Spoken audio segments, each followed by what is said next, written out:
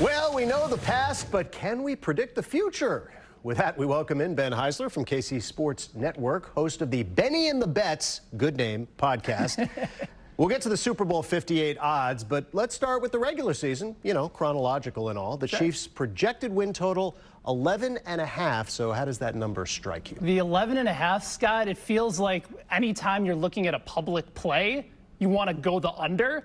I can't do this with the Kansas City Chiefs this year. How can you? This is a team that has had 5 consecutive seasons going over on 11.5 wins. Last time they failed to reach that mark, you have to go back to the 2017 season with Alex Smith under center.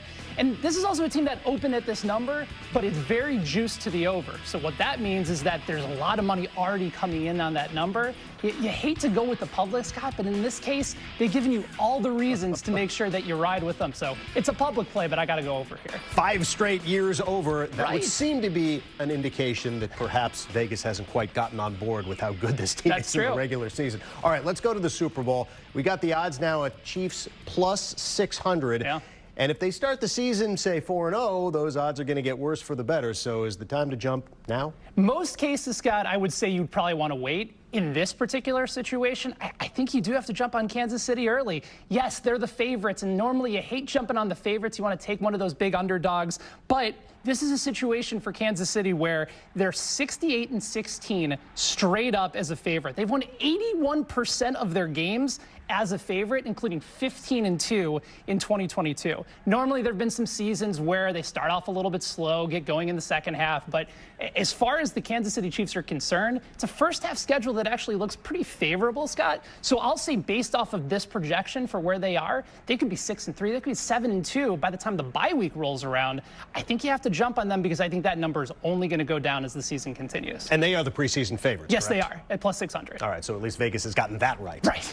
All right, we love the prop bets, and they're still trickling in. I know a lot of the numbers for the season still aren't out, but is there a particular Chiefs player whose props you're already propping up, pun intended? Yes, and always a big fan of the puns. I'll take that. Sky Moore, if we're going to continue that on, sky's the limit with what he's able to do. Yeah, okay, no, we're going to continue the pun party as much as we can.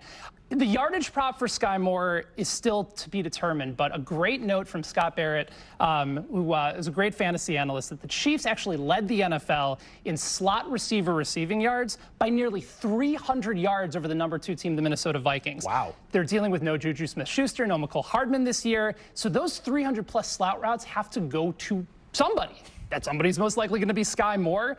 They haven't come up with the number yet. I'm expecting it to be anywhere between 600 yards and 649.5 yards. If that number comes out and it's below those two, I think you have to go over. That's a play that I really like, given the amount of targets coming his way and especially his big playability. And potentially a few more targets early in the season if Kadarius Toney is not ready Absolutely. to go. Great point. All right, college football, all 3 local schools expected to be competitive, which is nice. Win totals, however, vary slightly. So here's what we're looking at.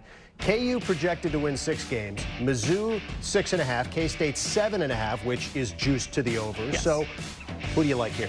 I actually think you can make an argument for all 3 schools to go over. I'm not going to do that today. I do like the number a little bit more for K-State at 7.5. Even with the juice to the over, I still think you can find it at a pretty solid number. You still have Will Howard and Daniel Green coming back. That's a big deal for continuity at key positions. Crazy number, though, about Howard is that in 7 games last year, threw for over 1,600 yards, 15 touchdowns. A bit concerning that his touchdown number is actually lower than that of Jalen Daniels over at KU, but that's largely due to KU's struggling and inconsistencies on defense. But this is a Kansas State team that has a lot of continuity on offense. Having the continuity and the core on defense, I think, is key. And I like them. Remember, they're a big liability, too, for a lot of sports books. I like K-State to go over at 7.5. All right. And quickly, I want to get to the MLB Trade Deadline. It's coming up on Tuesday. Yeah. You taking a flyer on any remaining MLB futures for the rest of the season? I think if you're going to have to take a flyer on one team, it's not going to be the Royals, sadly. But the Kansas, 8 million to 1? You're not going there? 8 million to 1, yeah. So you're telling me there's a chance. San Diego Padres at 50 to 1 has definitely caught my attention. The record isn't good. They're 49-53, but if you look at their expected win-loss record, they're actually 12 games above 500. They've been a very unlucky team, plus 52 run differential, the second best team in the NL West as far as run differential goes, and they're a top 10 team in both hitting and pitching when you look at wins above replacement. This is a really good team. They have Juan Soto, Fernando Tatis Jr., Blake Snell, really good pitching, really good offense. They just haven't put it together, and they've been unlucky. At 50-1, this is a team that's capable of making a run, and once you get into the playoffs in October, you know the cliche, anything can happen. Padres more than capable of being able to knock out any team in baseball. All that payroll, expectations, we'll see if they finally get there. Hey, we appreciate it, Ben. Make sure to catch the podcast, Benny and the Bets, for all things sports betting. You can get it on Spotify, Apple, YouTube, wherever you get your podcasts. Also, scan the QR code now to download the KC Sports Network app. That way you won't miss any of their 25 shows a week covering your favorite local teams.